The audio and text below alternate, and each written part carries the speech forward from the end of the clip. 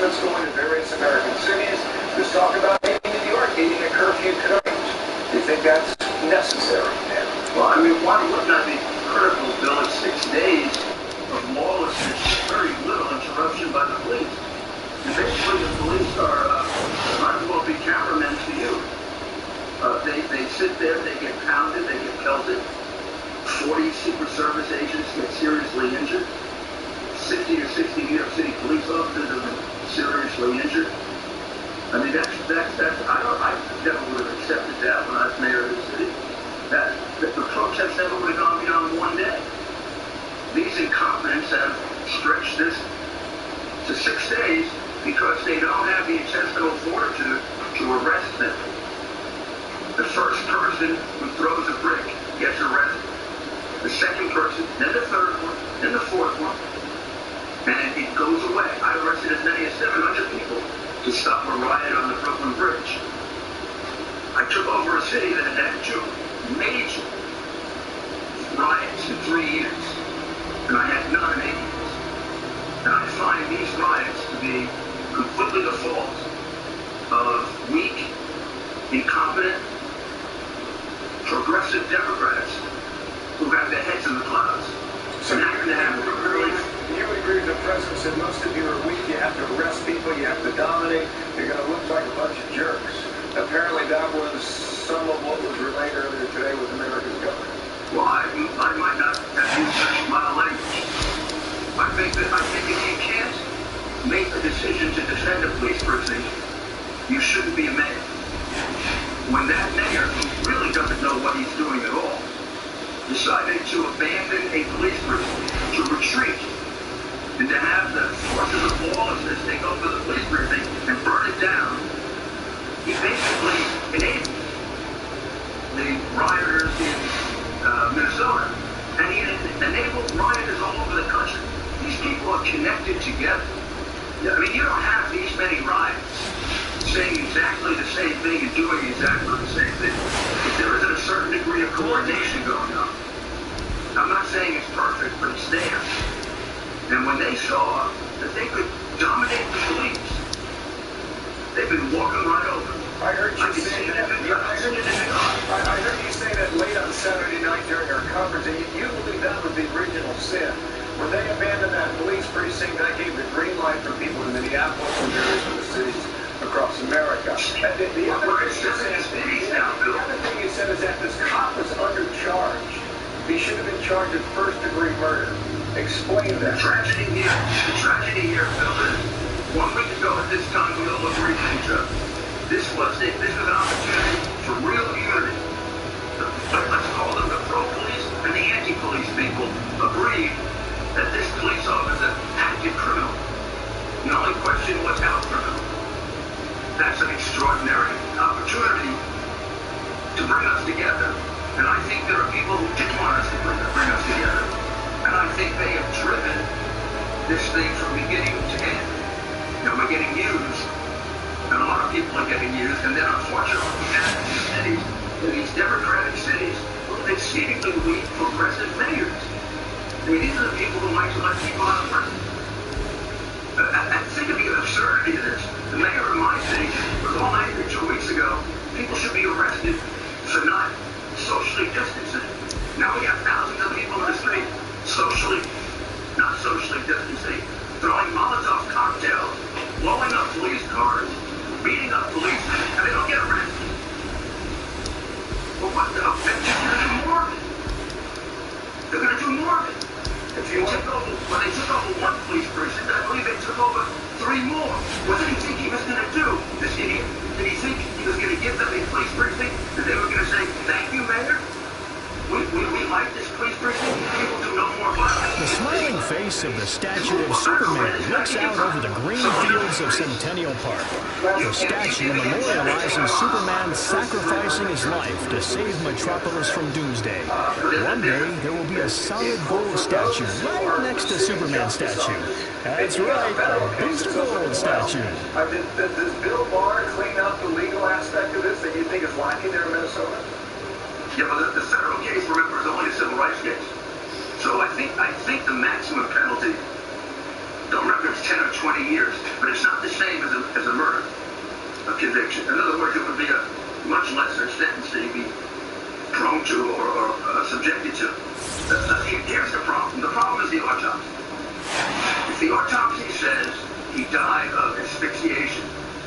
it should be murder one. If the autopsy says he died of a heart attack, then we have a little bit more of a problem, because they're going to argue that the officer didn't kill him, the heart attack killed him. That becomes a very, very intricate legal argument, and you might end up seeing this case as an attempted murder case. But if it stays asphyxiation, and I'll tell you why it's murder one. Those things go from 3 to 1, murder and attempted murder, based on intent. He had that man down there for about 8 minutes. I counted 5 times he was warned that he might be killing him. That's a lot of warning. That's a lot of intent. Every single time he was told he's not breathing, he had a chance to reflect and decide, am I going to continue to have him not breathing, which means you're going to die, or am I going to stop? 4, 5 times he made the decision to do that. That's a lot of intent. That's just as good as premeditation the day before. And I think that with a very keen charge, and I did this job for 17 years, and I think I did it with the most success as anybody ever did it. And you never start weak. You start at the top. Maybe you're going to get a plea. You charge him with 3, you're going to end up with a plea of manslaughter, and then you're going to have to go crazy again. This time, got to run. Thank you for your time. I'm out of time. We may get some answers on exactly what you're describing this out. So that's the case. I hope some competent people take over. Rudy Giuliani, thank you for your time today. When we get the time, thank you. Protesters gathering there just around the corner from our studios in Midtown Manhattan. Rioters again last night. That is Union Square in Lower Manhattan. They looted stores in downtown Manhattan on Sunday night. Police say they arrested another 250 people. Now the Times Square with the image. Laura Ingle is there with more this afternoon. Laura, what's happening? Hey, Bill. Well, New Yorkers haven't had much of a chance to catch their breath after last night, and as you can hear the crowd behind me, we've got several hundred protesters going in force right now around the corner of 43rd and Broadway, right in the center of Times Square. We've got this group that started about 30 minutes ago. It's growing very quickly as you see people entering Times Square. NYPD, of course, on the scene, hoping to avoid the type of violence and looting we saw overnight. It is important to note that most of these protests do begin peacefully during the day, with those wanting to make their voices heard, denouncing the death of George Floyd, who was killed, as you mentioned, 1 week ago today. We also want to show you our camera over at Union Square, taking a look at where another protest here in the city is set to begin, where there has been major rioting, as you've been watching our coverage over the last few days, with burning and looting over the last few nights as protesters turned that scene into a completely different situation. Now, since this all began 4 days ago, at least 990 people have been arrested, 40 officers have been injured, and over 47 police vehicles have been damaged or destroyed as wide swaths of protests turned violent with massive looting and rioting. Last night, the Soho district, Lower Manhattan, it was rocked with rioters, looters hitting high-end stores like Chanel, Gucci, Louis Vuitton, many other stores had windows smashed in, and graffiti sprawled all over buildings. Looters treating their stores like it was a free-for-all. And with that being said, many people still turning to the mayor, Bill de Blasio, asking if a curfew should be put in place. Here's what he had to say a short time ago. To date, we have not believed the curfew was the right strategy, but the commissioner and I are going to talk about it as an option today. We'll discuss it over the next few hours. I'm also going to have a discussion with Governor Cuomo about it. We have to look at it as an option, but that being said, we have not made a decision. And as we wait for that decision and any word on that, this protest continues to grow. And as we have seen, will usually surge through the city. We'll keep you informed as we watch things here in Times Square. Thank you, Laura. Laura Ingle, few steps away from where we are located in Washington now. Protests in our nation's capital were ugly on Sunday night. Dozens of Secret Service agents injured. The historic St. John's Church set on fire. National monuments vandalized. Kristen Fisher picks up our reporting. She's at the White House now. Kristen. Bill, all calm right now, but the White House is bracing for more protests tonight. Already, more than 60 members of the Secret Service have been injured, 88 protesters arrested, 44 charged with felony rioting. On a call with governors this morning, President Trump warned of a coming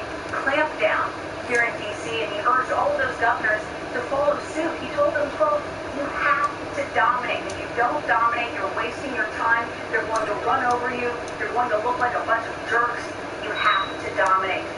Well, Michigan's Democratic Governor Gretchen Whitmer, who was on the call, is calling that call and describing it as, quote, deeply disturbing. She just put out a statement that reads in part, instead of offering support or leadership to bring down the temperature at protests, President Trump told governors to cook it down or we would be overridden.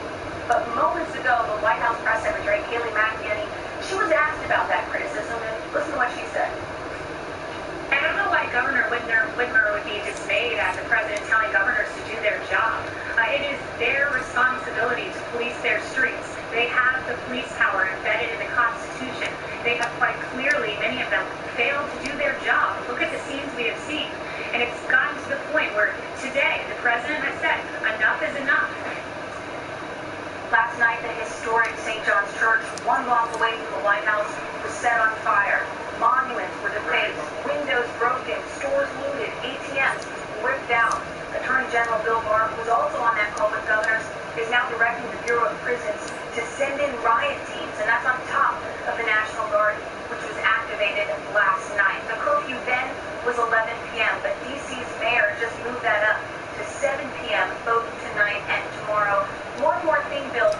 During that briefing, the White House press secretary was asked, where is President Trump, and will he be delivering some sort of address, perhaps even in the Oval Office? And she said her response was that the president has made many statements and that words don't stop anarchy, but action does. So I would not expect to hear from President Trump today, but hey, you know, things can always change, Bill. Thanks, Kristen Fisher. Nice to see you again from the North Lawn there. Some local leaders are slamming outsiders for sparking some of the violent protests. Reaction from former DC Detective Tim Williams is along for Bill on that today. Plus, we're learning new details about the death of his family holding vigil just last hour. We'll talk to the niece of Martin Luther King Jr.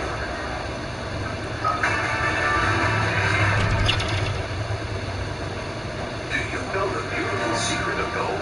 Today, more and more people are making the decision to diversify into gold. And the price of gold is on the move. Banks worldwide are buying. Millionaires are shifting more of their wealth into gold. And top investors say $2,000 gold next year. What do they all have in common? They know the beautiful secret of gold. If you want to learn more, call Lear Capital now for this all-new report. See why gold has outperformed the Dow since the year 2000. How record high debt can mean record high gold. And the beautiful secret about gold that few people know. Call to discover this beautiful secret and learn why more and more people are turning a portion of their savings or IRA into gold. The report is free and the gold prices are on the move. Call today and ask how you can get up to $2,000 in bonus gold with a qualifying purchase. Call 800-471-4500. 800-471-4500.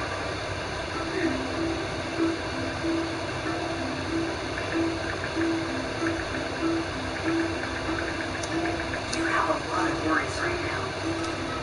That's why many of America's biopharmaceutical companies are expanding their assistance programs to help more people, whether you have insurance or not. So hopefully, affording medicine is one less thing you have to worry about. Search our medicine assistance tool at MAT.org. Did you know that feeling sluggish or weighed down could be signs that your digestive system isn't working at its best? Taking Metamucil every day can help. Metamucil supports your daily digestive health using a special plant-based fiber called psyllium. Psyllium works by forming a gel in your digestive system to trap and remove the waste that weighs you down. Metamucil's gelling action also helps to lower cholesterol and slows sugar absorption to promote healthy blood sugar levels. So start feeling lighter, more energetic by taking Metamucil every day. 1 in 2 kids is underhydrated. If your child doesn't see themselves at times, they may not be hydrated enough.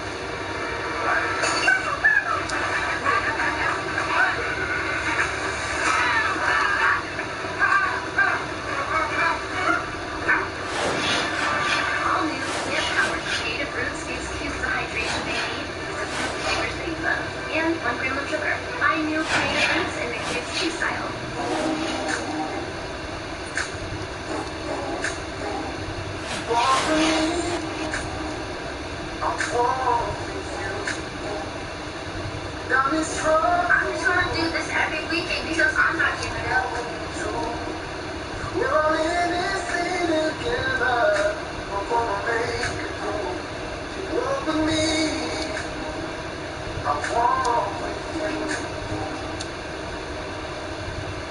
life insurance policy you no longer need?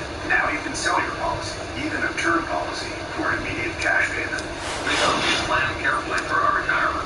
But we quickly realized we needed a way to supplement our income. We sold our policy. Now we can relax and enjoy our retirement as we had planned. If you have $100,000 or more of life insurance, you may be a candidate to sell your policy. Call 1-800-515-4100 or visit CoventryDirect.com. So this is breaking news, brand new into us here in New York. An attorney for George Floyd's family says an independent autopsy shows Floyd died of asphyxia due to neck and back compression. Steve Harrigan's got that story live in Minneapolis again today. Steve. That news could certainly ignite things and make calls for a different charge, one from third-degree murder up to first-degree murder. We're here at a very peaceful protest, a large prayer gathering. Members of the Floyd family here, they're calling for calm, they're calling for people to keep on protesting, and they're calling for people to vote. Here's Floyd's brother. The Commandant over there walking out. The Commandant over there blowing up stuff. The Commandant over here messing up my community. So what are y'all doing? What are y'all doing? Y'all doing nothing. Because that's not going to bring on another black at all. A very different scene overnight, more than 150 arrests overnight, mostly for violating a curfew, but the level of violence has declined dramatically with new, more aggressive police tactics. Small strike teams are getting to the protesters before they can really get a foothold. A near disaster on Sunday afternoon when a large trailer truck rolled onto a bridge with about 5,000 peaceful protesters. There were no serious injuries. The driver of that truck was taken out, beaten and protected by some of the crowd, and eventually arrested by police. Bill, back to you. Thank you, Steve. Steve Harrigan on duty yet again tonight there in Minneapolis. Thank you, sir. In cities across the country, some peaceful protests are turning violent when the sun goes down. We've heard that repeatedly in town after town. Reaction from Martin Luther King Jr.'s niece in a moment on that. Also, whatever happened to COVID in the middle of all this? Concerns now that cases may spike as protesters go shoulder to shoulder. The former CDC director weighs in on that aspect in a moment. This was none of his fault. I told you this was happening to I knew him as a little kid. Why him? Some people really couldn't believe that it was excessive, that he didn't have to shoot those kids like he did. Bashir was murdered. I really couldn't believe what I was hearing. And as Christian arrives home from school one afternoon, Ryan can't believe what he sees. Hey, Ryan. He recognized me walking home from school in Bashir's shirt.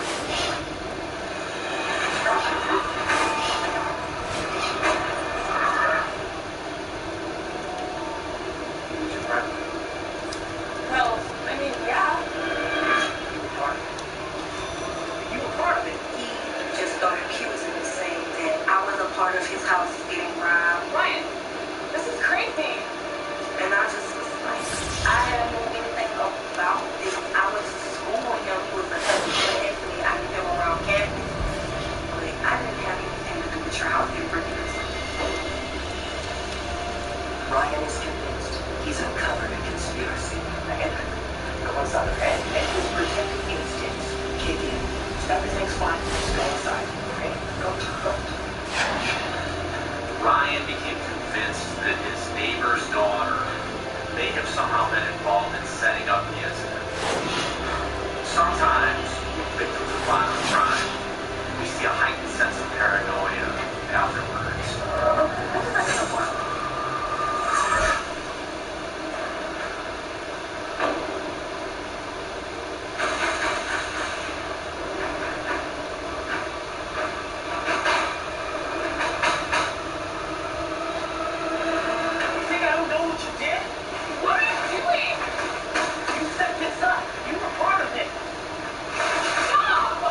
It was outrageous.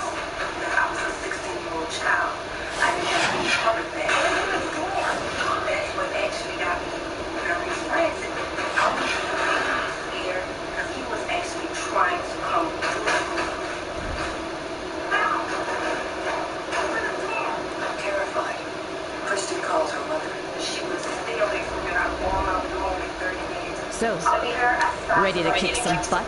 Don't go outside. As Kim races home, her daughter braces for the worst. He had his blood pressure up. I think it's the best movie I was never seen.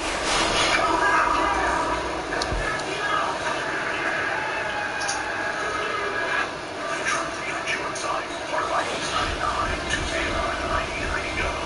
It's time for some straight talk from Straight Talk Wireless. Look, if your wireless bill is growing out of control, guess what? Scissors beat paper every time. Cut your bill in half for just $45 a month. Get 25 gigs of high-speed data for half the cost of big carriers. All on America's largest and most dependable networks. No contracts or mystery fees, ever. Straight Talk Wireless. No contract, no compromise.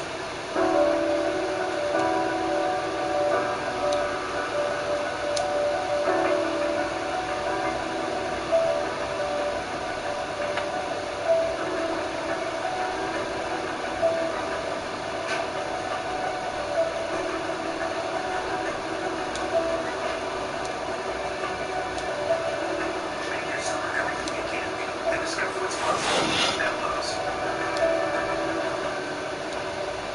You probably think all pads are the same. They either leak or feel like a diaper. But have you tried Always Infinity Flex Foam? It's the only pad made of flex foam, not fluff, so it works differently. Flex foam continuously pulls fluid away from your body, so the top stays dry, and unlike other pads, it locks fluid away along the bottom layer, so you can't even feel it. Even on heavy days, Flex foam absorbs 50% more. That's 7 times more than you need. And it doesn't bunch. 0 leaks and 0 feel is possible with Always Infinity Flex Foam. Great. You look great. 2 days using Carousel, and I started to look better. Me too. Now, Carousel starts improving the appearance of fungus-damaged toenails in just 2 days. That's why we look so good. Only 2 days of Carousel. Is it cute when girls get flour on their faces? Yes. I'm an Fisher, and I'm going to teach my wife Amy how to cook. What's it like being married to a chef? I would use celery leaves. Here we go. All Amy Schumer learns to cook tonight at 10.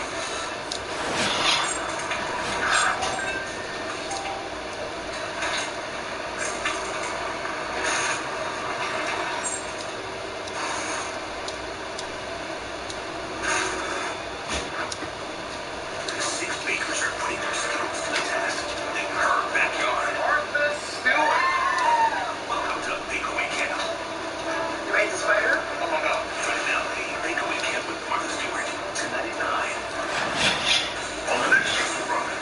The zombie apocalypse, the last thing you want is a bad bill leading you to get eaten by one. We're going to show you how to zombie-proof your ride to survive the undead. Diesel Brothers. Tonight at 10. Only on Discovery. ID's 9 continues tonight. It's an ongoing mystery that has gripped the nation. We need to piece together what happened. Join authorities scrambling to find Jennifer Farmer Dulos. ID's 99 continues tonight 9. Only on ID 90 Go.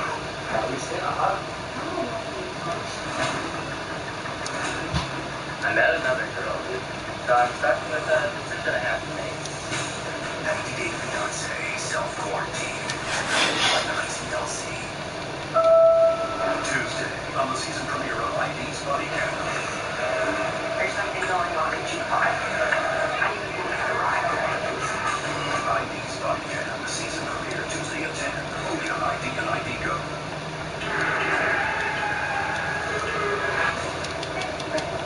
The friendliness in New Orleans tends to lull people into a false sense of security. And that's when we would get involved.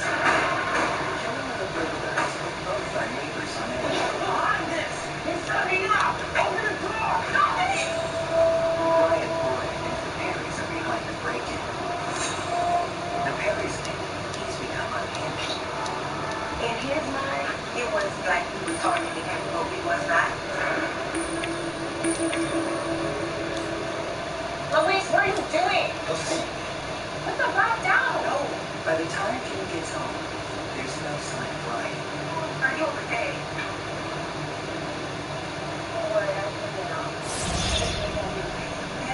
Louise, come here. She orders her children to avoid their neighbor completely. She told me, don't talk to him, don't speak to him. She was trying to protect us. She just don't, he was not class plus age person. He just basically wanted to stay out of this neighborhood. Going up to the water? Hello? Is anyone there? Hey, over here! You gotta break us out! There's something loose in here! When Jorge's Break through house the is wall broken and get us into, out! this left an indelible mark on his son.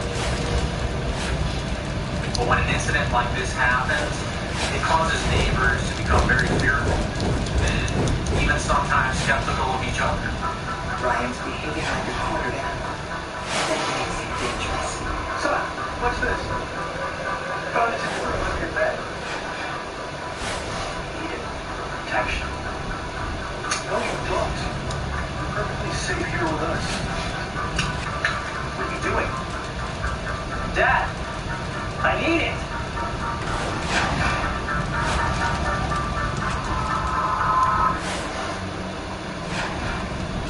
Man, with temperatures already rising, more people get blown on fire. Ryan Gray is inside his house, asleep, and he says that he hears something outside. He heard the breaking window, and he stepped out of the house to see if anybody was outside, and he didn't see anyone. Ryan's car was broken into. He doesn't have to go far to find his suspects. The truck's all busted up. You guys have fun? Who did it? Don't lie, you know who. He accused myself and my brother having something to do with his car being broken into. First my house, then my truck, and you guys know nothing. It was crazy.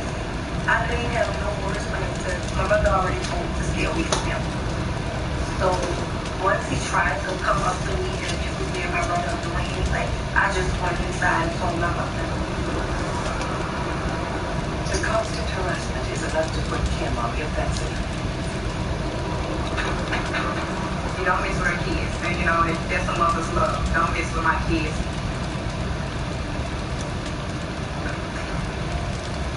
What are you saying my kids did now? My kids are not your problem. My problem is your kids bring a broken into our house. My mother, she was upset because, once again, Ryan was accusing her children of breaking into his car. First it was his home, now it was his car. They broke into our house. Hey, your kids. Hey, let's keep it speaking. Let's keep it. You go inside. We'll talk to you later.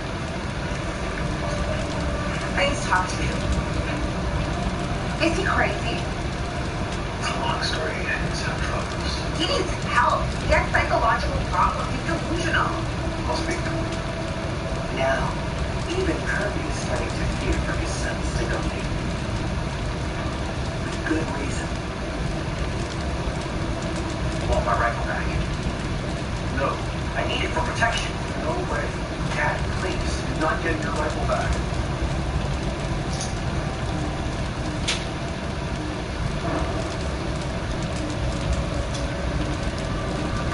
More than ever, Kim is determined to protect her family. And Ryan is determined to protect himself. He thought that the Perrys were actually out to get him. I just think he was paranoid.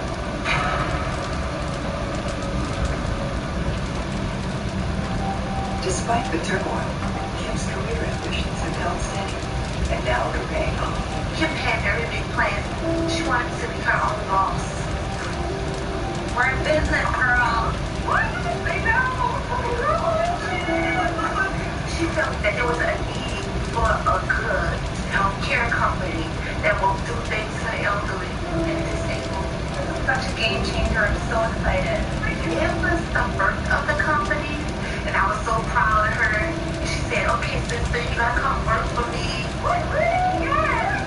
So great. Kimberly was trying to do her best. She wanted to make a difference. She wanted to leave a legacy for her kids. Thank you for all your support. Kim's happiness puts her troubles out of mind. Not for long. It was maybe at 11 o'clock that night. She heard something wrong, or she went to go pee outside. And she said she saw someone whispering into her car. She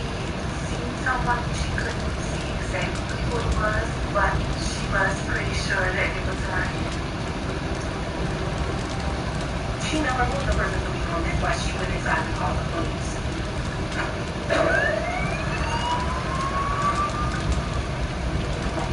As the police arrived there and did the investigation, it's 12 midnight, and our neighbor Ryan decides to move the porch and just linger around. It was very creepy for her that he was just out there looking. Equally disturbing is what was taken. My mother's gun was stolen from her car. It was hidden in between the two seats under the home in the secret compartment. Staying in plain sight, and he would have touched my mother. She didn't confront him about it because she thought it was simple. Well, the police said there was no evidence, there was nothing that he could do. But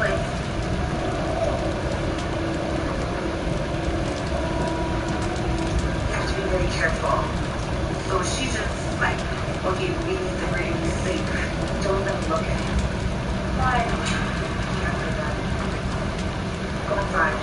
You can say things were spinning out of control because of all the incidents that were happening. They were going a horrible direction. No one could see the bad things that was to come.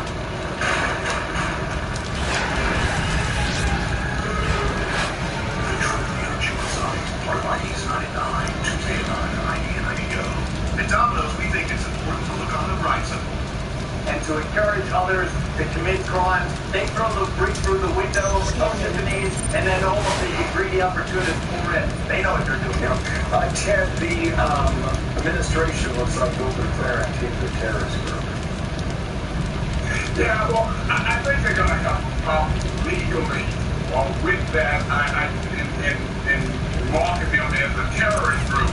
But I have been out in Ferguson. I have been in Milwaukee. I have been in Baltimore, and Antifa has always been present in those various venues. And what they do, Bill, is that they are in the background. You have legitimate protesters out front, legitimately protesting, and you have these groups, these outside groups who have their own isms, their own beliefs of what they're trying to get out here. And they're the ones who are pushing the legitimate demonstrators to do whatever the group themselves want done. They're just waiting for trouble. They're waiting for moments like this so they can go to Brooklyn or go to Union Square, Minneapolis. Ronald, we're looking at live pictures now in Maryland. This is a large gathering here. And didn't quite see this location over the weekend, but again, broad daylight is here now. I don't know if you heard Rudy Giuliani begin our show today, but he's suggesting that the DA in Minneapolis undercharged this cop to begin with. And then he made the point that if the autopsy shows asphyxiation, you go with murder one. Well, the family in the last 20 minutes suggested that their own review suggests that if this was asphyxiation, if that is the case, how do you get the DA in Hennepin County to up the charge if that's the course of action they choose? If indeed this man was asphyxiated, he was choked to death by this cop, that's murder. Premeditation, murder one. Premeditation doesn't mean you thought of it the day before yesterday. It doesn't mean you thought about it an hour ago. You can be you can start choking a man. Remember that last 9 minutes. You can start choking him. By minute 2 or 3, you know what you were doing. The cop knows or should have known what he's doing. He's now premeditating the end of this story. He's premeditating the choking to death of this man. Premeditation can be almost instant. I believe it should be murder one. I think the DA undercharged him. If this private autopsy is verified, and the county DA better check it out, and he better look at the medical examiner, bring in outside experts that he has to. If this was asphyxiation, this is murder one. So if that's the case, then you probably got the medical examiner locally who has to go back and re-examine this, because Giuliani said that if it's a heart attack, it's a harder case to prove when you're going for something higher than the third-degree manslaughter charge that came out last weekend. Bill, from day one, I'm saying, look at that video day one. That charge that should have been provided against that police officer on that day. And when you look at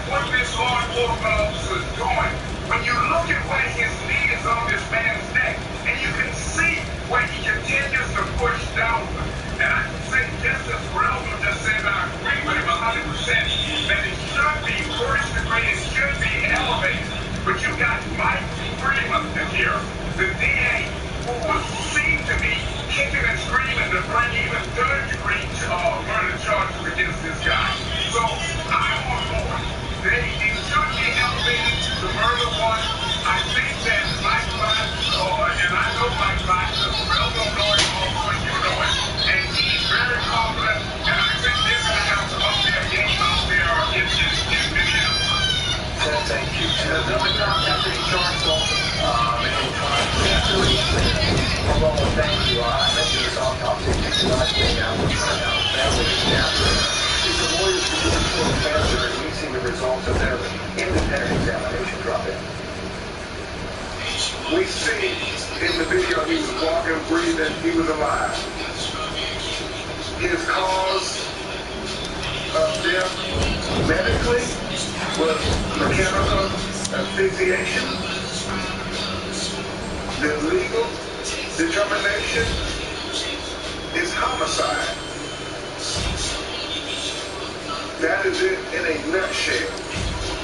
The officers killed him based on a knee to his neck for almost 9 minutes and 2 knees on his back, compressing his lungs. The ambulance was his hearse. Next question. From Audra Burge, what charges do you want for the additional 3 officers?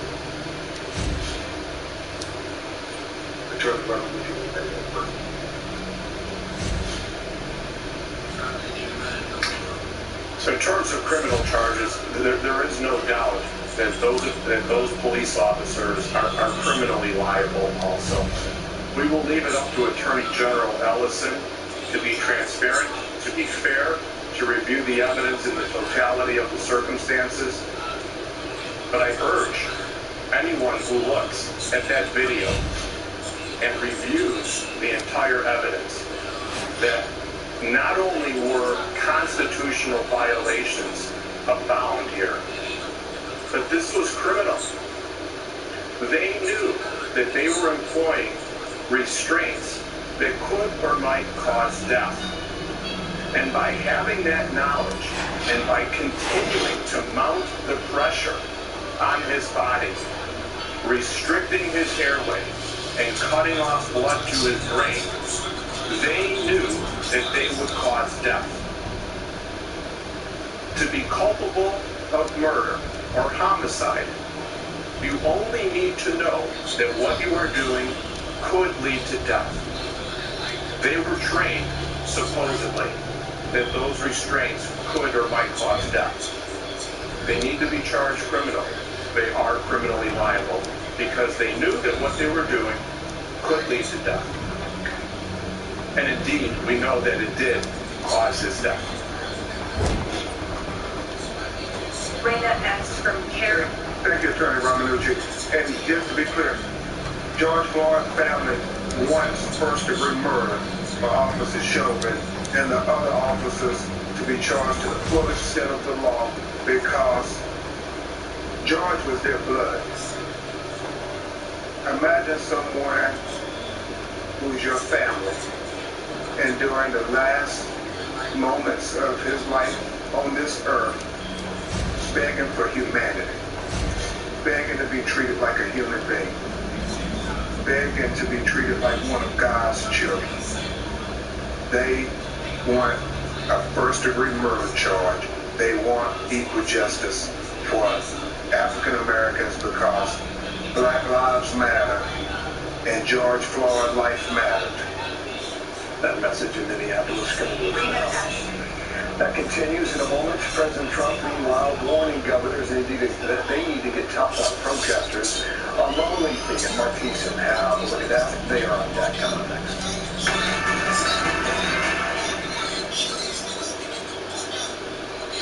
USAA was made for right now, right?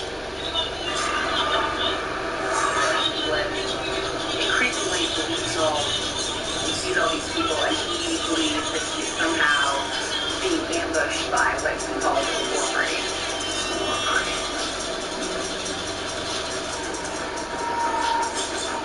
So you've got to pull yourself together. When you're acting, stop with a gun? This has got to stop.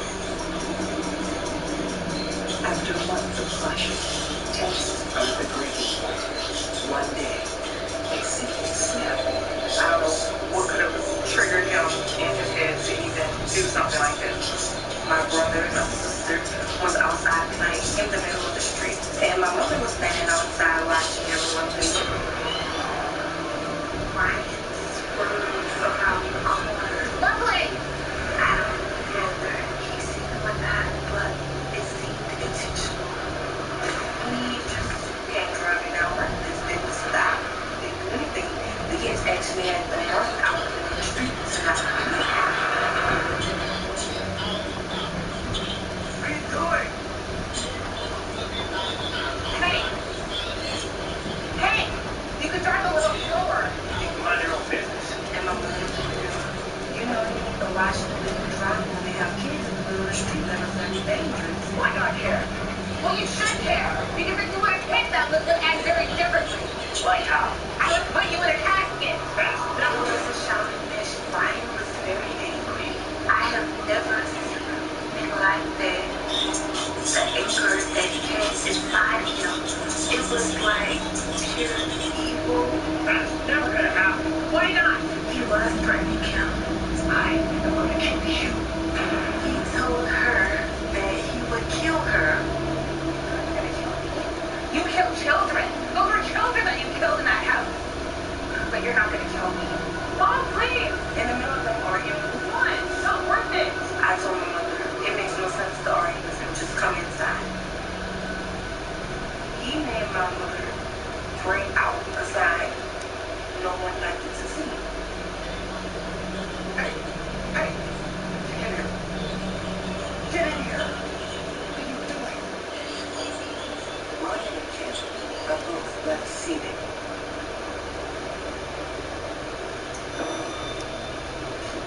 Ryan stews in his hearing, but Kim turns her focus to something else. Kristen's budding rap career. She was taken to the studio to make a song. So I kept bugging her, Mom, please bring me to the studio, please, please. And she got out of me. Why? She's just smart.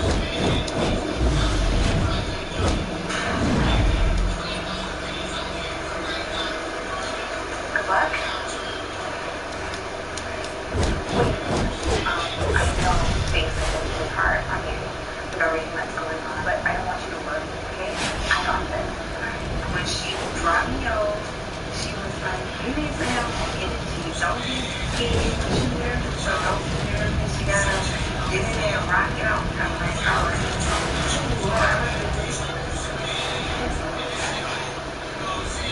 Back at Little Woods, Ryan remains fixated on the light, and his race moves.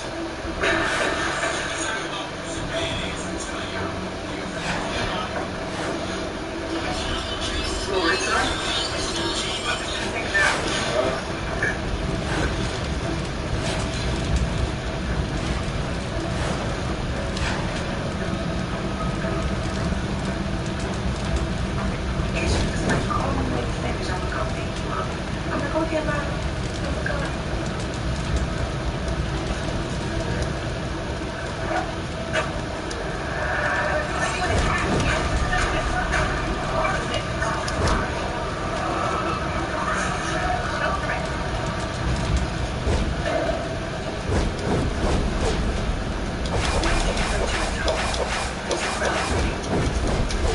How you guys doing?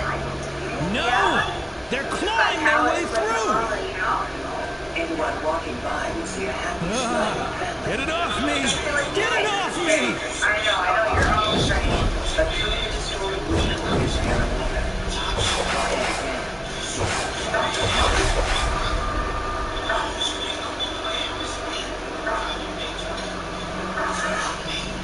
They've just gotten into this argument outside his house. There's a number of people around next members of the parents.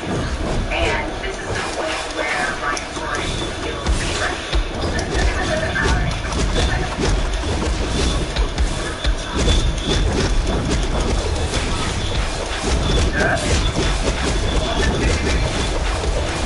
I'm going up for something. Okay.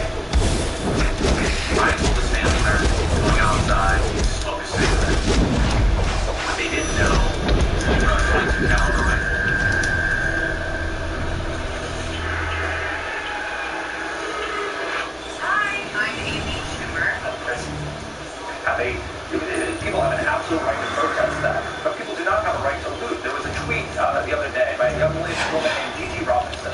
She's in Chicago, and she's an African-American woman. She said, and she tweeted this out: "I'm so hurt. I'm barely surviving. And not only did you all burn my job at Walgreens down, but the grocery store in my neighborhood was looted for what? Now my mother's mom out can't get her prescriptions or food. How is this for us?"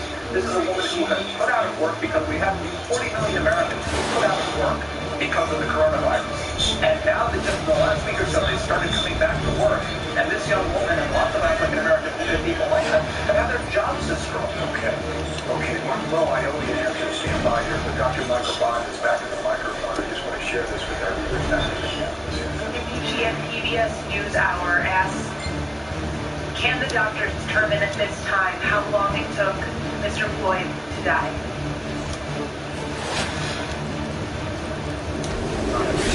I counted the video. From the time the video started, which was a few seconds, apparently, after Mr. Floyd was pushed on the ground. Just what I wanted. A cat's paw. Lend me a hand and fetch the cat's eye diamonds from the jealous kitties guarding them in those chambers. These relics are turning ordinary people into cats. And unless you want Gotham becoming a wild kingdom, you better get their eyes back in place. Passed by the person, the civilians who were watching and photographing, yelled out that he was dying, that he was lifeless, that he should be permitted to get up, that he's dying, that he's going to be dead. From the moment, 3 minutes and plus seconds, he was motionless. He had no evidence of breathing, of struggling, and remained that way for another 4 or 5 minutes with his knee on his neck until the EMS people arrived and found he had no pulse, he had a cardiac arrest. They tried CPR, they tried shock to the heart, nothing worked, and he did not recover. In my opinion, he died. He was dead after about 4 or 5 minutes. He was pronounced dead sometime later when he gets to the hospital. The person's alive in this country until a proper physician pronounced him dead, but he appears to be dead. Before the people get to him.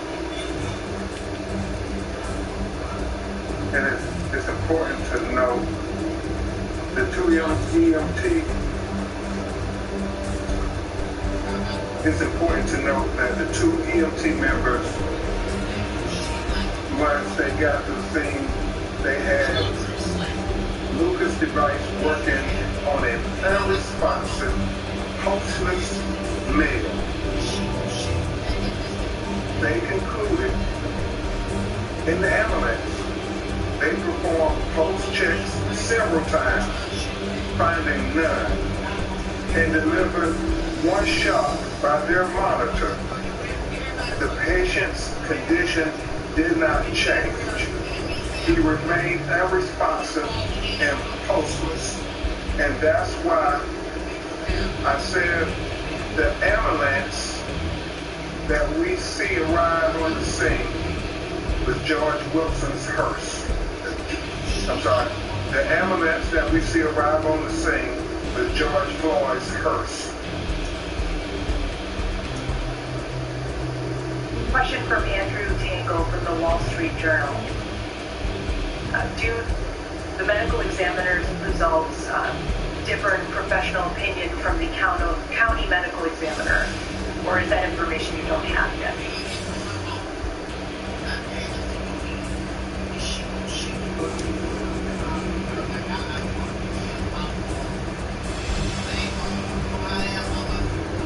At this time, we have not had the opportunity to review the actual preliminary report from the medical examiner for the autopsy. We have seen accounts from the complaint, and based on that, yes, our findings do differ. Some of the information I read from that complaint states that there was no evidence of traumatic asphyxia. This is the point in which we do disagree, that there is evidence in this case of mechanical or traumatic asphyxia. Thank you, Dr. Wilson, for explaining that. Next question.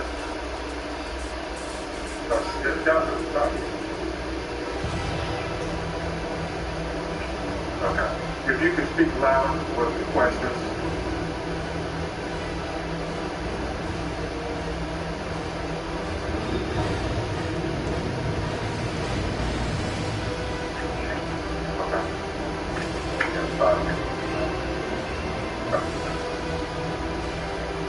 There are no further questions. Thank you all. We will continue to keep you informed as we continue to move forward to get justice for George Floyd. Thank you and God bless, and let's remember to take a breath, America. Let's take a breath for George. Let's take a breath for peace. Let's take a breath for justice. And let's take a breath to heal our country. Thank you. So you can see the case start to unfold in public view here with the family countering what was initially a conclusion on behalf of the medical examiner in the county of Minneapolis, Hennepin County. The initial finding had found that Floyd likely died of a compilation of police restraint, underlying health conditions, and potential intoxicants in his system. Now, the official autopsy report has not yet been released as of yesterday, the 31st of May. The family is arguing now on behalf of Dr. Michael Bott as their own examination shows that asphyxiation was the cause of George Floyd's death. The reason is important, the charging mechanism this officer never showed he was charged with third-degree murder and manslaughter. And as you've heard, I guess, on the show, a lot of them had in Giuliani, Howard, their argument was clear that it can show asphyxiation that you can up the charge to murder one. We'll see where that goes in time. But we'll be back with us, Thomas Martison. And Mo, I owe you an answer there a moment ago, and the word from the White House, the president said, the governor, you got to be tough, you're weak, and you can take control of what's happening in your cities across the country. Go ahead. Nobody likes seeing these lawless acts of violence and rioting, and they need to be prosecuted 100%. But in a moment like this, we really do need some national leadership that empathizes with the legitimate protesters that Mark was talking about earlier, and gets tough on the people who are demeaning the memory of George Floyd by rioting and looting. We're not getting that first part from this president. By using language like "you've got to dominate them," you're just upping the anxiety in the streets. It's that mentality that led to George Floyd's death in the first place. The mentality of authorities dominating is what led to this system that allowed for a police officer to place his knee on a man's neck for 9 minutes and squeeze the life out of him. So I'm all for getting tough on the people who are burning down our communities, but at the same time, you got to be empathetic. You had 3 other police officers on scene who could have taken action. No politician had anything 100%. They could have stopped it when they were there.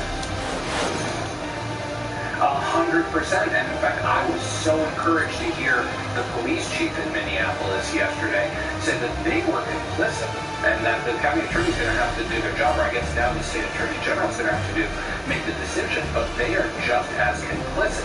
But what I'm talking about is now. Where are we right now in the midst of American cities facing this crisis? And it would be nice to have some leadership that tries to de-escalate, not further ramps up the tension. What is your view with that? Yeah, I watched the president's speech at Cape Canaveral, where he very much emphasized to the protesters, emphasized to the family of George Floyd, and provided exactly that kind of message to the protesters and the rest. But we do need to, I don't think you can draw an analogy between a police officer dominating George Floyd to death, who's an innocent person, to taking on Antifa and these rioters who are out there burning down businesses and putting damage upon the damage that's already been done by the coronavirus to these small business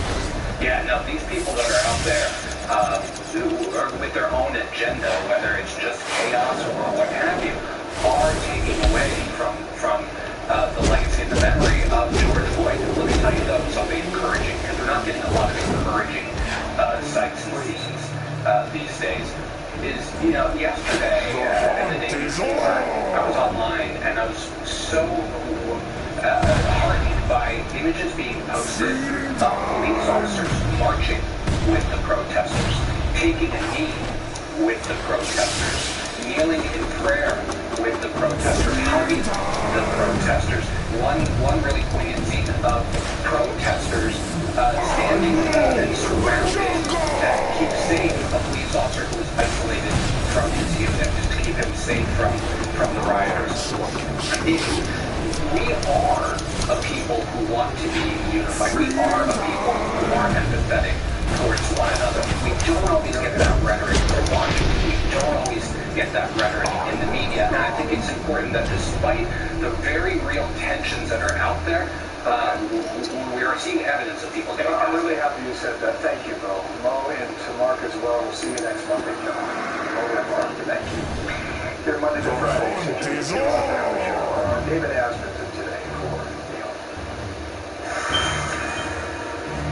And you are looking live at Minneapolis, where a prayer vigil was just held for George Floyd. Vigil attended by his brother Terrence, calling for peaceful demonstrations and the end to violent protests and looting that we witnessed across the country over the past several days.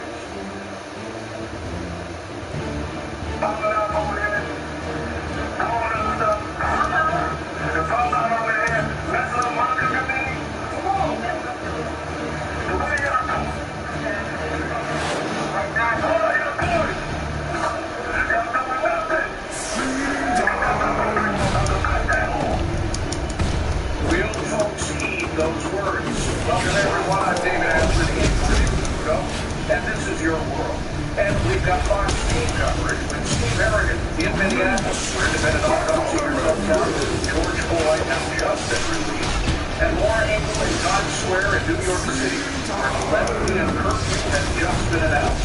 Let's begin with Steve. Steve?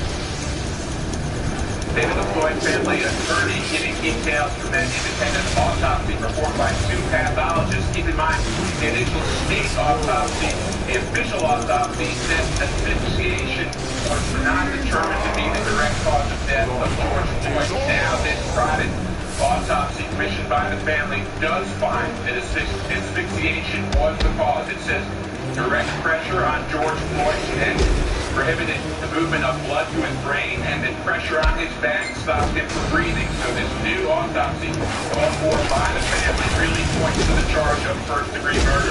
Throughout the day, we've been watching a peaceful prayer vigil, once again, another large daytime gathering of people protesting, chanting, expressing their support for the family, calling for people to vote, and calling for people to stay calm. Here's George Floyd's brother. Let's talk another way. Let's stop thinking that our personal matters. That's it. That's it. Vote for the president, vote for a preliminary, vote for everybody. Educate yourself. Don't wait for somebody else to tell you who's who. Educate yourself and know who you're voting for. At nighttime, though, things continue to change. About 150 arrests overnight, mostly for violating the curfew. The wide-scale looting and violence that we saw last week has tapered off considerably.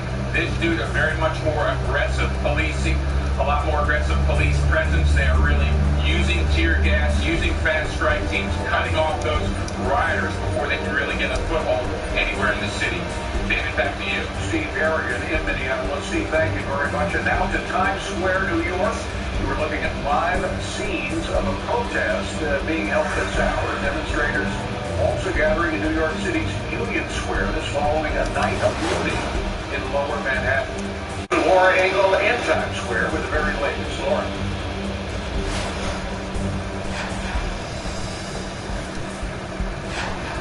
Okay, Laura looks like she's been frozen. We're going to go now to, is Laura Engel good now? No, okay. New York Governor Andrew Cuomo, meanwhile, and New York City Mayor Bill de Blasio announcing a citywide curfew that's going to begin tonight at 11 p.m. Former New York City Police Commissioner Howie Safer joining me now. Commissioner, what do you think of the idea of a curfew in New York? Should have been done a couple of days ago. This is coming way too late. There's been so much destruction. Curfew is a great idea because it limits the number of people on the street. It helps identify who the real perpetrators are, and it's something that's very important. They did it in Minneapolis finally, and they're beginning to see some results. But of course, it's only as good as it can be enforced, and it has been tried in some cities over the past couple of days where it wasn't enforced well, and in fact where things still got out of hand. Well, I know the NYPD, and if they're supposed to enforce the curfew, they will enforce the curfew, and people will be off the streets. Let's talk about the relationship that the police force in New York has with the mayor, because it's been strained over the past couple of years. I think it's fair to say a lot of cops don't think he stood behind it the way a mayor should, even when they clearly were not provocateurs, but where they were on the receiving end of a lot of violence. I know that's not the usual thing to say under the circumstances, but it's true. Living here in New York and seeing what's happened, is it interesting that the mayor has had a change of tone over the past couple of days where he seems to be backing up the police force and condemning the violent demonstrators? Well, I think he's backing up the police force because his former policies and his instructions have gotten totally out of hand and caused destruction and vandalism and chaos in the streets. I think he's finally realized that he has to listen to his executives to sort of shake his police department, or the city's going to be totally out of control. You saw, interestingly, that a lot of his progressive allies have condemned him for doing this. I'm just wondering if he's going to stick to his principles on this, or whether he'll go back to his allies. Well, that wouldn't surprise me. He has not been a great supporter of the NYPD, and cops know it, and that's why you have this schism between the police department and the mayor. You know, one of the things that made us so successful when I was police commissioner and Bill Bragg was police commissioner, the mayor, we never had a look behind us. We always knew that we had to support the mayor till here. It makes a huge difference, and it's encouraging that the mayor has taken the new stance that he has. The question is whether he will be moved by the police. I wanted to ask about the effects of the lockdown that we've had over the past 3 months on the violence that we see not only here in New York but across the nation. When you have storefronts that are closed for 3 months, city streets that go empty, in some ways it makes it easier for the criminals to get around, does it not?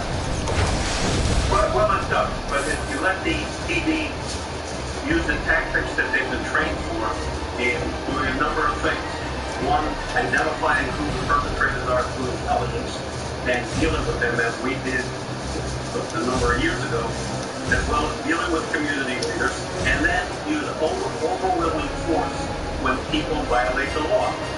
You know, what happened in Minneapolis with the burning of their third precinct and the mayor saying, "Leave it up," sent the message not only to the criminals in Minneapolis, but to the criminals nationwide. It gave Antifa exactly what they were looking for. We can go and we can cause violence and destruction, and no one's going to do anything. They're going to just seat it like they seated the precinct. Horrible thing to happen. Now, you talked about intelligence. Have we infiltrated some of these radical groups that have caused so much violence? I can't talk about whether they have or not, but I would say if I was police commissioner, I would have infiltrated the groups. And, you know, I remember, of course, it's different now because of the coronavirus, but like during the World Economic Forum, we used an old 1800 law that said more than 2 people wearing masks could be arrested, and we arrested all of the perpetrators. The federal government, is there anything they can do? Are there any roadblocks between them and the work that needs to be done on a local level in terms of stopping this violence? Well, you know, the federal government has lots of resources. The Attorney General is sending Bureau of Prisons riot squads to Miami and to D.C. The U.S. Marshals have a special operations group that have been used to suppress riots throughout their history. So there's a lot that they can do, but they have to do it in conjunction with the governors. And the real responsibility for peace in each state goes with the office of the governor. When those governors cannot handle it, then they can request federal help. Everything from Bureau of Prisons personnel to the military. But we should never have to get there. We should move the curfew. We should be walking to the real protest leaders and saying, look, you want to protest peaceful? Here's an area where you can do it. And that's what we've done for literally 100 years in New York, is giving protesters the ability to protest peacefully and dealing with those who would cause violence. And that hasn't happened. Very quickly, Commissioner, we've seen bad times in New York before. I've lived here 40 years. We never thought we'd see the turnaround that we did during the Giuliani administration when Times Square was reclaimed from the depths of Sodom and Gomorrah, if you will. Do you think that we can get out of this coming just on the heels of this 3-month lockdown where so many businesses were going to be out of business anyway? Or do you have a sort of doom and gloom prediction of the future? No, I think we're going to come out of it smart.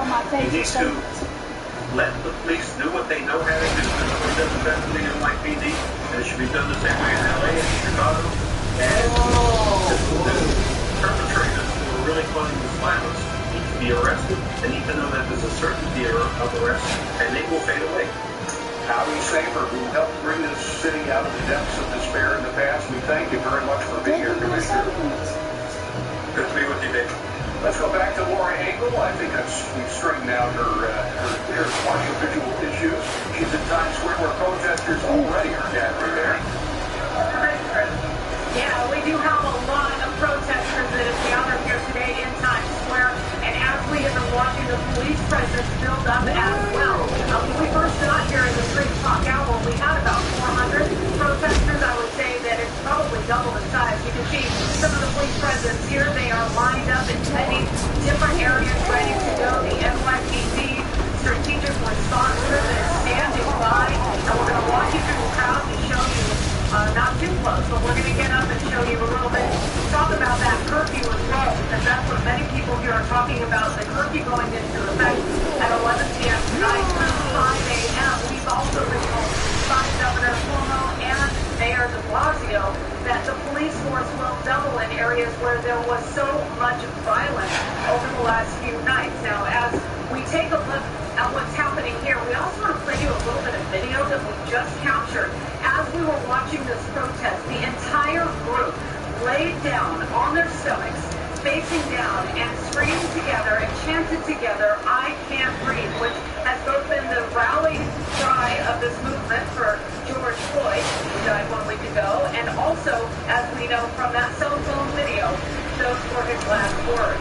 Peaceful protests during the day, which have been turning violent at night, set city streets ablaze with anger and fire, smashing glass, and what appears to be organized looting, which has left not only small businesses that were struggling to stay alive, but big brand stores as well, including that absolute devastation that went through Manhattan's Soho neighborhood last night. Here's New York Mayor de Blasio on that. We saw looting. That is something we do not see typically in the city. That is unacceptable in New York City. It will not be allowed in New York City. We're going to address that very, very aggressively.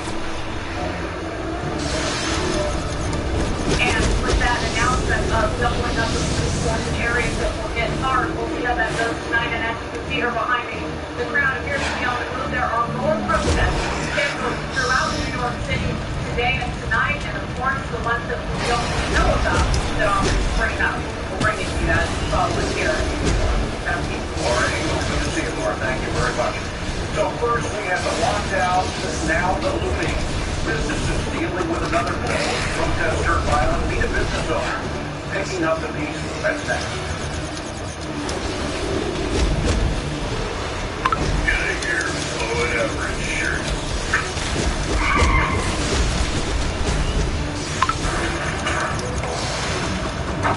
Get in here, blowing the load for you shooter shirt.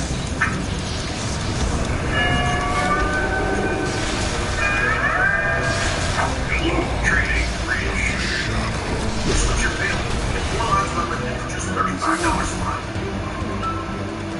A piece for healthy feet. Welcome to Shabiko to the morning show. This is really interesting because when Shabiko was pregnant with her daughter, Shabiko says she and her boyfriend Marcus happy as anybody could be. Then out of the blue, a woman called Marcus and revealed to him that Shabiko had cheated and the beautiful Marcus. Here's the shocker. The woman was Shabiko's own sister. Are you kidding? My sister, my first part, like the same off my sister.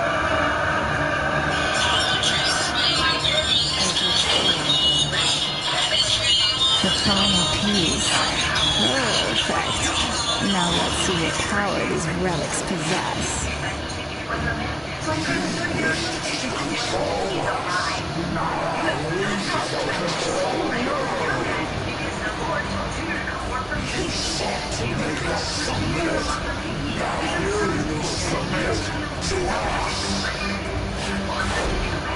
You dare to destroy our ancient might? The speed of the cheetah controls you. Run and destroy! You dare to destroy our ancient might? The power of the mind transforms you. Show your mind! You cannot destroy what has been unleashed. The agility of the tiger possesses you.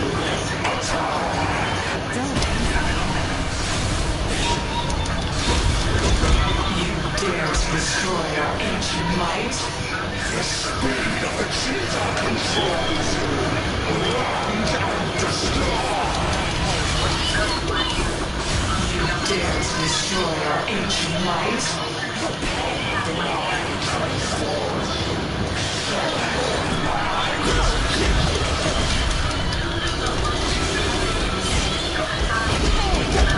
You cannot destroy what has been unleashed. The stealth of the panther invades your view.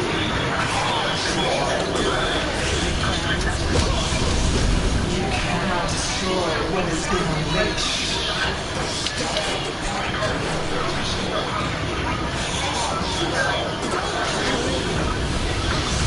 You cannot destroy what has been unleashed.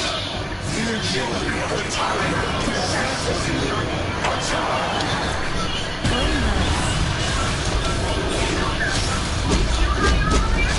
Dare to destroy our ancient might?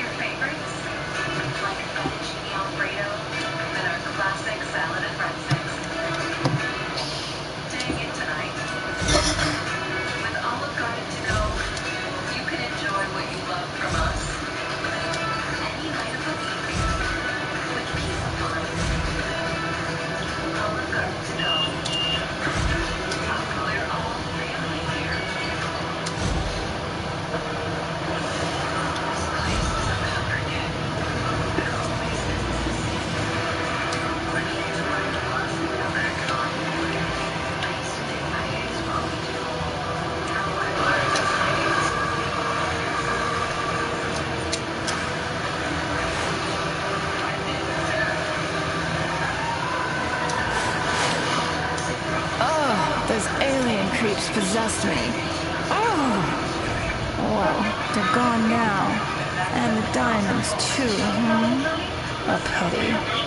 When next we meet, I'll have to remember I owe you at least one of my lives. Right now. Just like you said, Gina, anyone who's been injured in an accident that was not your fault. The Gotham Museum. security. I do love a challenge. And I do love shiny things. Especially if they belong to someone else. Jewels, trinkets, gems, treasure beyond compare. But somehow, they never filled a hole in my heart. So I found a mission. A crusade. My little secret. Or at least, it started that way. Now it's the world's most fabulous game of cat and flying mouse.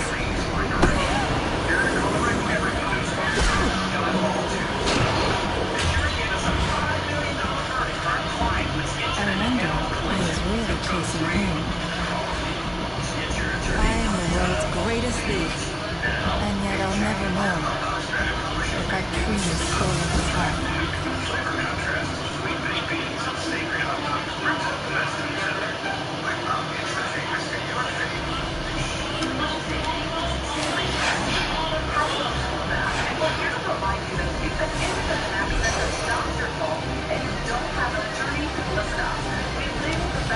Standing by to answer your questions and tell you how much money you can get for your accident and help with the idea of a misjudgment problem. And we're here to remind you again that we have those legal professionals standing by to tell you what your case is potentially worth. So don't hesitate. Take that first step. Pick up the phone. Call now. Take action. Jay, I can't believe you got a lawyer. I had to. It was so obvious that we should each get half. Do it this month. Jay, you need a building. Run insurance. The point is, I need to break her until Billy thinks she's good. He's the only comes. What? Have you been talking to these people at work? I've been talking to those people. You need to be mindful. Hi, it's the hero who saved Superman. Did you know Oracle is still trying to trace that teleport to the Hall of Doom? I heard her use words I didn't know they had on Earth. But we'll give the society what they deserve, one way or the other. Alien robots. Why's it always got to be alien robots?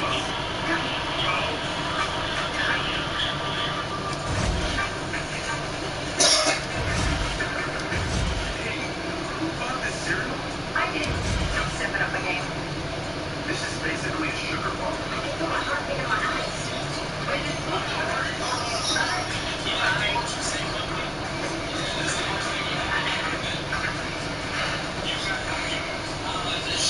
I have taken you for granted.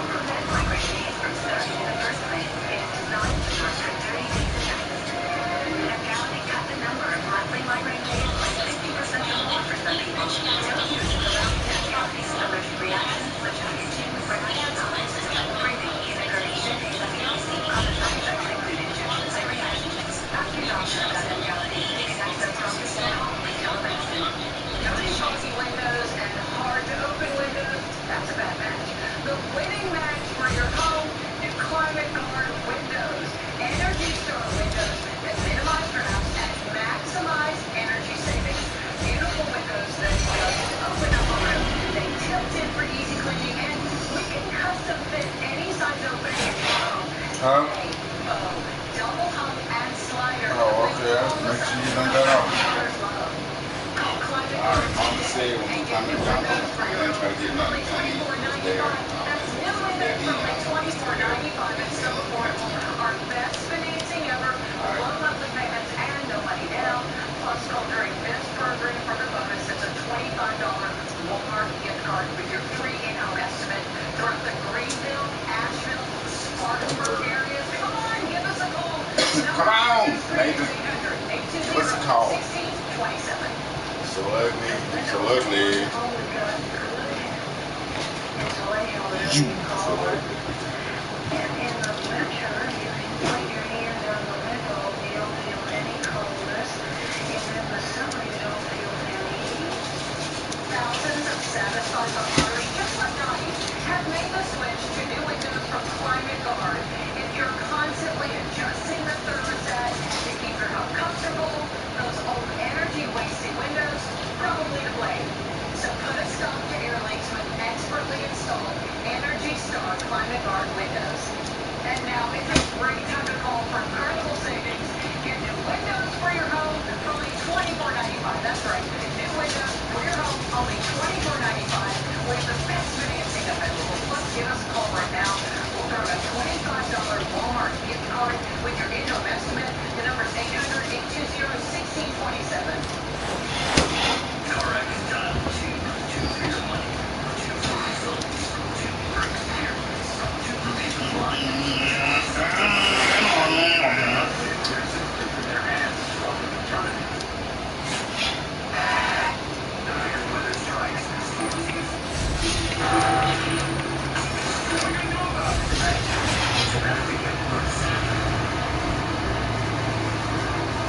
At some point, it was bound to happen.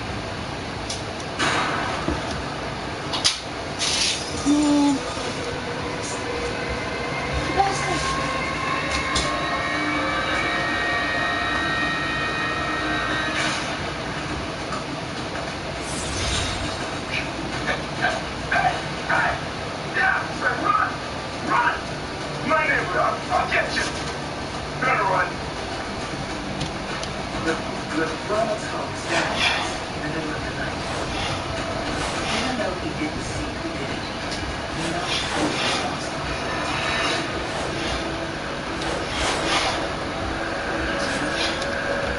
The house? I don't think he had the proof, but I think that anything could happen in that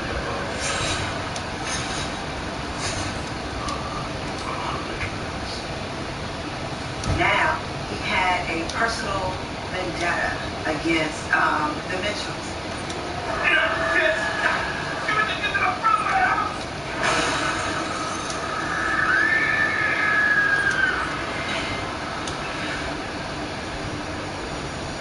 Once that line was crossed, there was no going back for Mr. Ragland.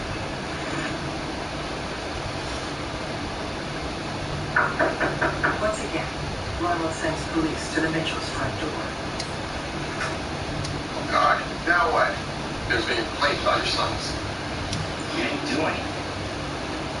As far as his property is concerned, I had nothing to do with it, You heard him. They didn't do anything. A lot of other people in the neighborhood, they didn't like this guy. It's only 20. I feel like, he got what was coming to him. Ronald hopes the authorities will take care of his problems. Don't go that way.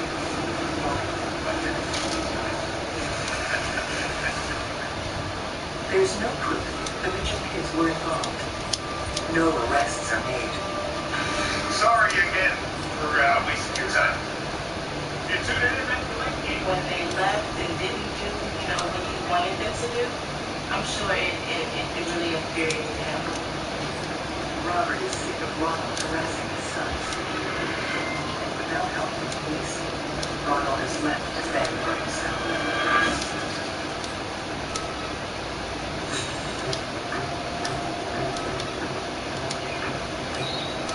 Mr. Ragland installed a security system throughout the outside of his home.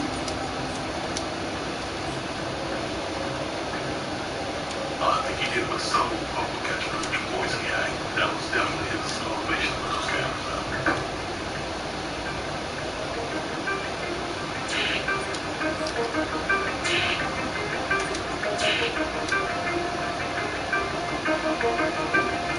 the fact that somebody can just sit in front of a TV screen and watch cameras on every angle of the street. I think it was crazy. I honestly was creeped out. Now Ronald has a complete view of his house and his neighbor's house too, giving him a ringside seat with the disintegration of the Mitchell marriage.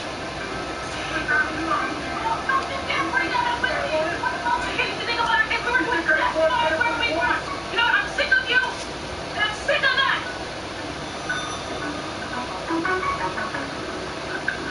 Done. Once Mr. Ragland learned about the issues that were going on in the Mitchell household, he used that. What are you looking at? What's the matter? Gotta go back to the ghetto after your family falls apart? You don't know who you're messing with. Mr. Mitchell was not a violent man. He mentioned about how he used to spar with boxers and everything like that. And how he could really take care of business if he had to. Mr. Mitchell was in the military. Mr. Mitchell will always tell us there's more than 100 ways, to hurt somebody. It's a message not lost on Ronald. He decides he needs more than cameras to protect his home.